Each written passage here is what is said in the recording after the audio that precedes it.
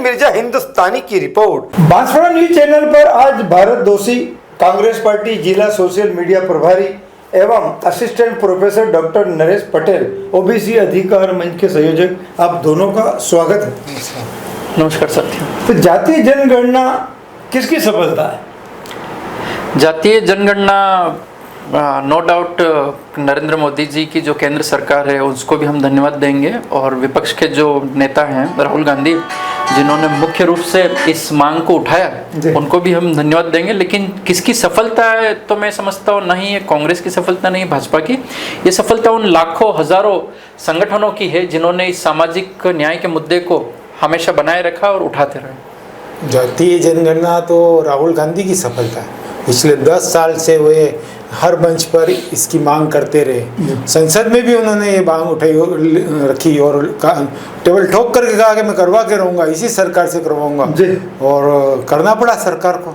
तो इसलिए ये राहुल गांधी की सफलता, और ये कहें कि इंडिया गठबंधन की सफलता तो भी ठीक है, क्योंकि इंडिया गठबंधन की भी कुछ पार्टियां इसके समर्थन के अंदर, बांसवाड़ा के संदर्भ में देखें तो बीएपी भी इसके समर्थन में थी जातीय जनगणना के, तो उसकी भी एक सफलता इस तरह से मानी जा सकती है। जब पहले नारा लगा रहे थे कि बटेंगे तो कटेंगे, क्या इससे हिंदू नहीं बटेंगे?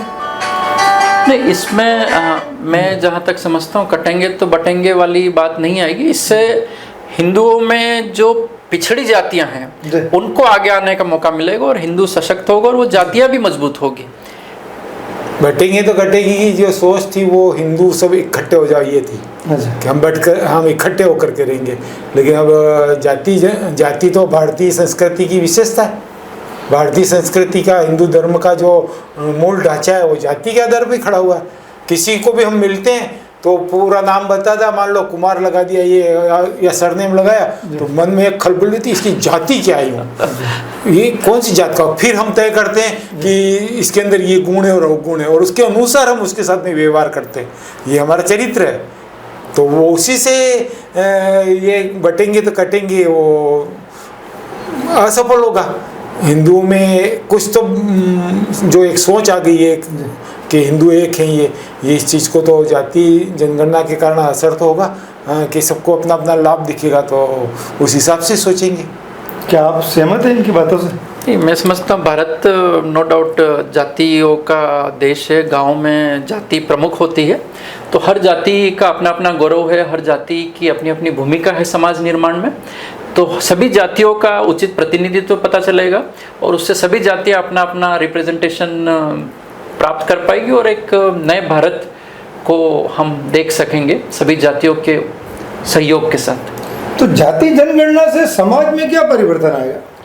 समाज में ये परिवर्तन आएगा कि आज़ादी के 70 साल बाद भी आरक्षण होने के बावजूद भी बहुत सारे सरकार की योजनाएं होने के बावजूद भी बहुत सारी जातियां पीछे रह गई।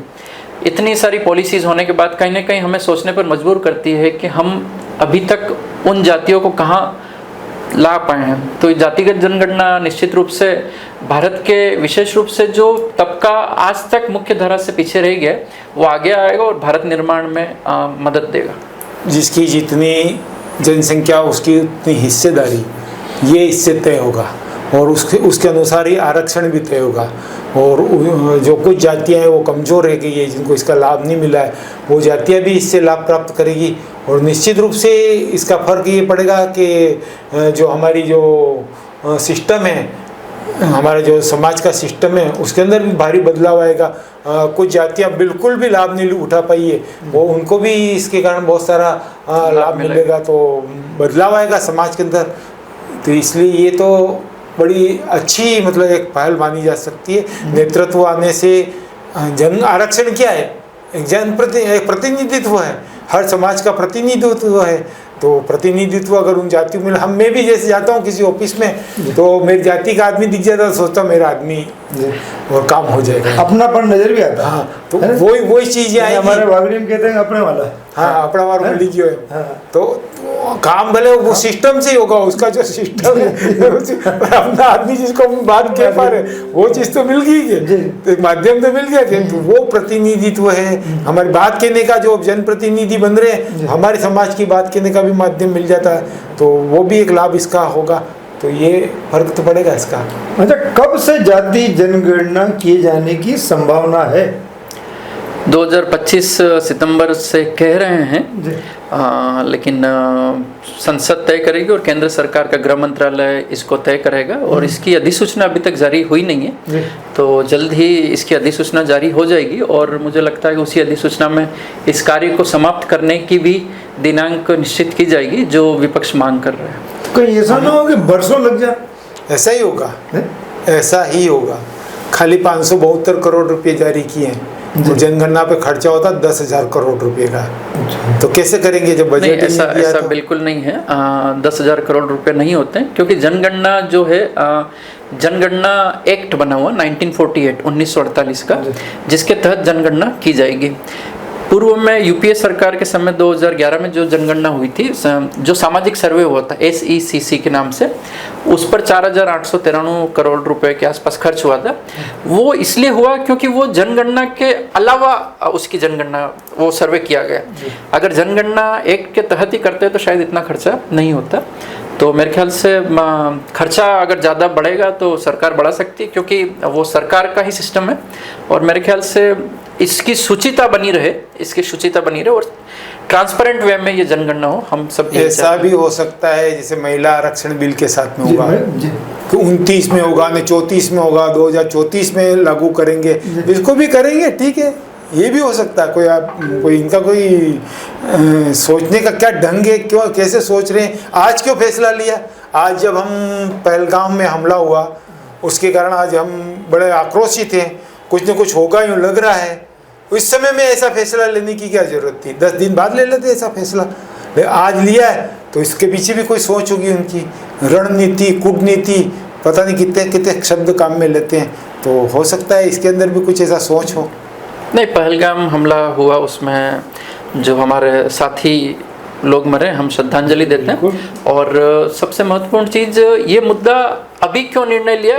ये मुद्दा काफ़ी समय से भारतीय जनता पार्टी इसको सोच रही थी, लेकिन नो डाउट बंद कमरों में इनकी चर्चा इस विषय पर होती रही थी। नहीं, और इसको इनको लगा कि अब उचित समय है, करना चाहिए, तो नरेंद्र मोदी ने तो जो जनगणना की मांग कर रहे थे उनको अर्बन नक्सल तक कहा कि ये इस तरह के शब्द काम में लिए हैं। अर्बन नक्सल है जो ये जनगणना की बात कर रहे हैं। नो डाउट बीजेपी में बहुत सारे ये तो कोई ना कोई हो सकता है, डाइवर्सन हो, ध्यान भटकाना हो, ये भी हो सकता है। नहीं, आप कांग्रेस के एंगल से सोच सकते हैं, लेकिन हम हमारे एंगल से सोचेंगे सामाजिक संगठनों के हिसाब से, तो ये एक सामाजिक संगठनों की ऐतिहासिक जीत है।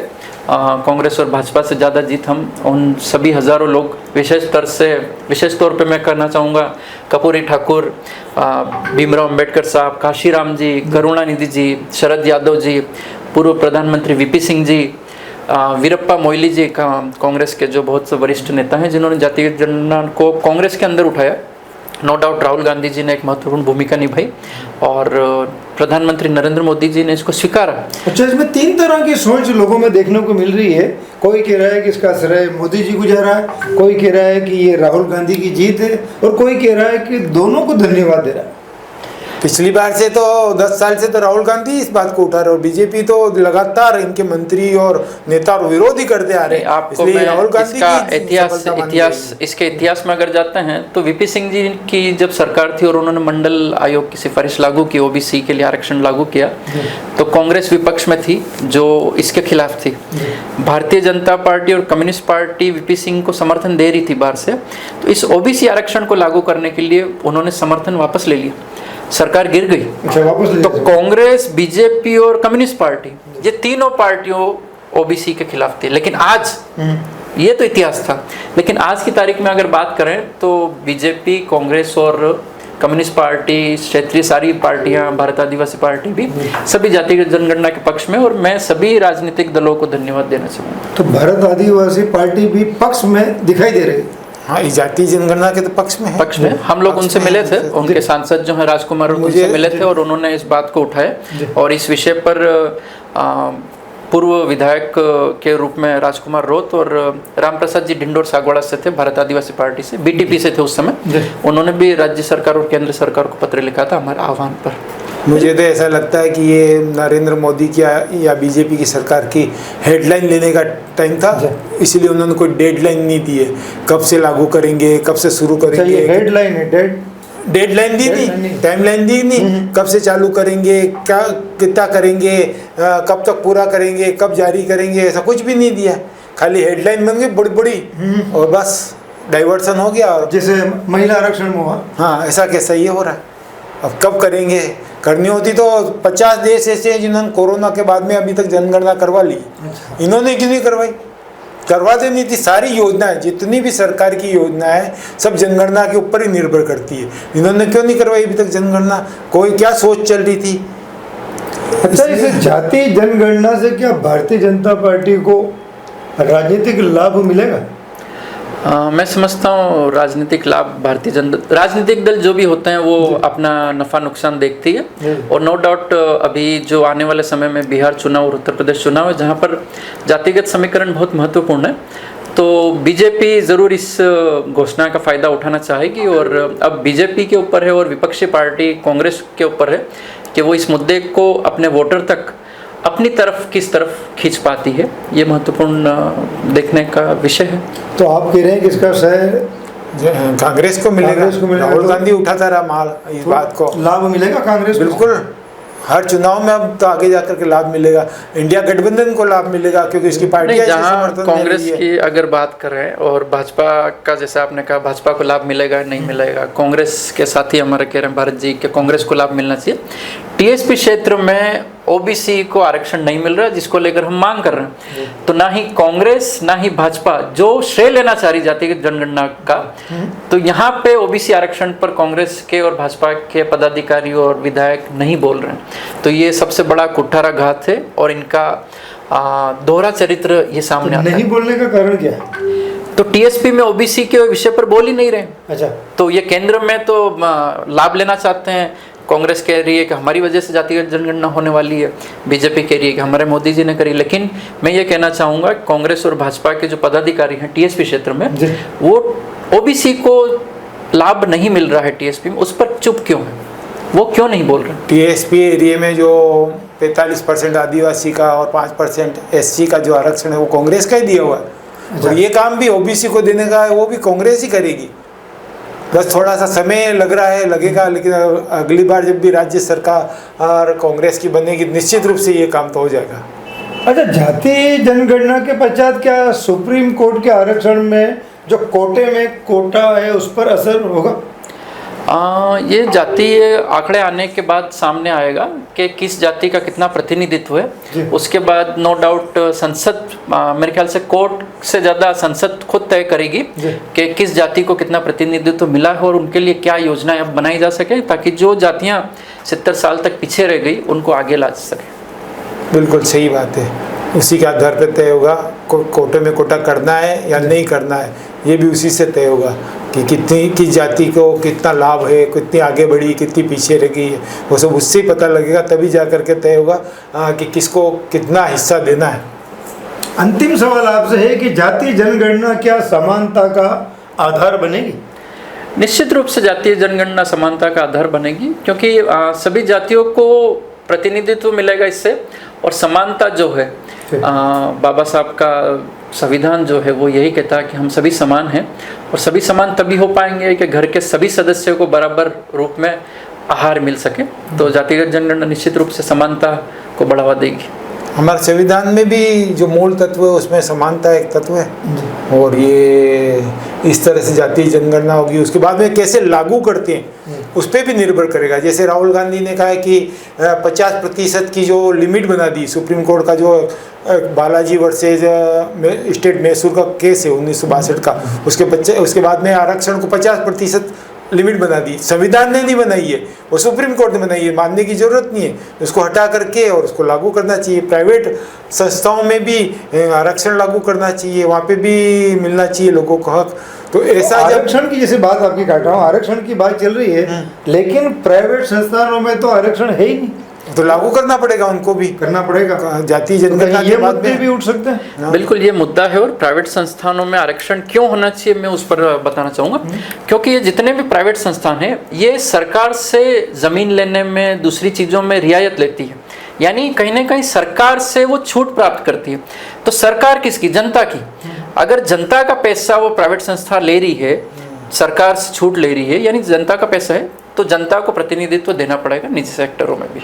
ऐसा होने से ही हम जो समानता आधारित समाज स्थापित करना चाहते, समरसता नहीं लानी है। अच्छा, समरसता का हमारा कल्पना नहीं है संविधान के अंदर। समानता, समानता है वो कल्पना है। समरसता का मतलब तो ये कि आप जो हो वो आप रहो, मैं हो जो मैं रहूँगा। अच्छा, तो यहाँ समानता, समानता लानी है। तो इस जाति का आदमी वो सफाई करने वाला सफाई करता रहे, मेरी जाति का आदमी दुकान करता दुकान ही करता रहे, ये नहीं चाहिए। समानता चाहिए। वो जाति जो सफाई करने वाला अगर उसके अंदर योग्यता है तो वो भी दुकानदार बने, और अगर जो दुकानदार है, व्यापारी वर्ग है, अगर उसके अंदर योग्यता नहीं तो वो भी सफाई करे। तो ये समानता लानी कि सभी एक जैसे, जातीय व्यवस्था खत्म करनी है। तो कुल मिला के समानता से ही देश का और हमारा विकास होगा। बिल्कुल। तो आप दोनों का बहुत बहुत धन्यवाद जो आपने अपना कीमती समय दिया। जय हिंद, जय भारत। भाजपा संपादक एवं ब्यूरो चीफ शहीद मिर्जा